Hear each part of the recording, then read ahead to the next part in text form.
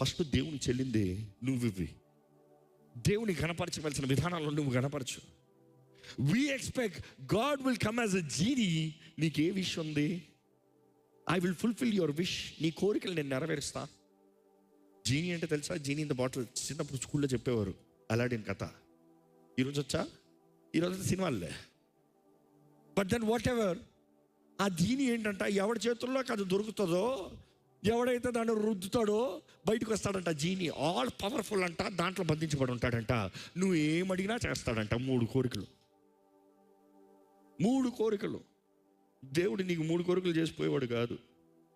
అడిగి ఊహించే వాటికంటే who do you think he is? కానీ ఆయన దైవం, ఆయన దేవుడు అన్న మాట మర్చిపోవద్దు.